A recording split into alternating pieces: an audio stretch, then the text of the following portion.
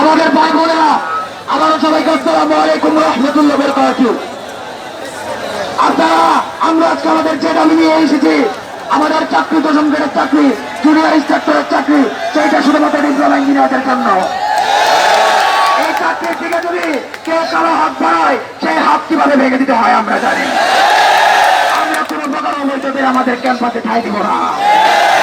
যদি এই দাবি, আমাদের এই দাবি যদি হাইকোর্ট তার যদি রায় না তুলে নেয়, আর যদি সেই অবৈধ ক্লাস ইন্সট্রাক্টররা জুনিয়র ইন্সট্রাক্টর পদে আমাদের ক্যাম্পাসে ঢুকে, আল্লাহর কসম করে বলছি, আমাদের স্বাধীন ইউটিউব চ্যানেল স্বাধীন যুব টিভির পক্ষ থেকে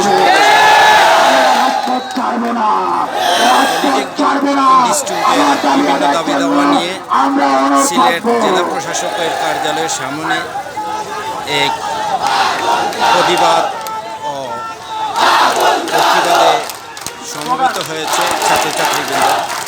আপনারা দেখতে থাকুন, সাথে থাকুন। এবং আমরা আবার বলে দিচ্ছি, বাংলাদেশের ঊনপঞ্চাশ সরকারি পরিবেশে কিন্তু অলরেডি মাঠে নেমে গেছে। আমরা একটা বিরাটের প্রশ্নের পরিপ্রেক্ষিতে আমরা মাঠে নেমেছি। আমাদের মিডটার্ম পরীক্ষা সহ এই মুহূর্ত থেকে সিলেট পলিটেকনিক ইনস্টিটিউটের সকল প্রকার যাবতীয় কার্যক্রম অনির্দিষ্টকালের জন্য বন্ধ ঘোষণা করা হয়েছে।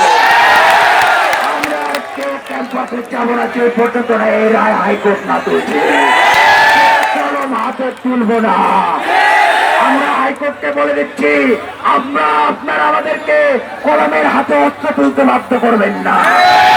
আমরা আমাদের দাবি আদায় কিভাবে করতে হয় সেটা আমরা জানি। 24 বেশিবাদী সরকারের সামনে বুক পেতে দাঁড়িয়েছি ছেলেদের সামনে। আমরা আমাদের দাবি আদায়ের জন্য কালামকে ভয় করি না। 10ম গ্রেডের চাকরি আমরা আবারও বলে দিচ্ছি, সেটা যদি পলিটেকনিকের শিক্ষার্থীদের $5 জমিদারি, $5 জমিদারির দিকে হাত বাড়ালে হাত ভেঙে কিভাবে রাজপথে চলিয়ে দিতে হয় সেটা আমরা পলিটেকনিকের পোলাপান। আমরা পলিটেকনিকের শিক্ষার্থীদের সাথে আপনারা বরাবরই অবহেলা করে আসছেন। এতগুলো শিক্ষার্থীদের একটা মাত্র বিশ্ববিদ্যালয় কেন থাকবে? আমরা এতদিন কিছু বলি না।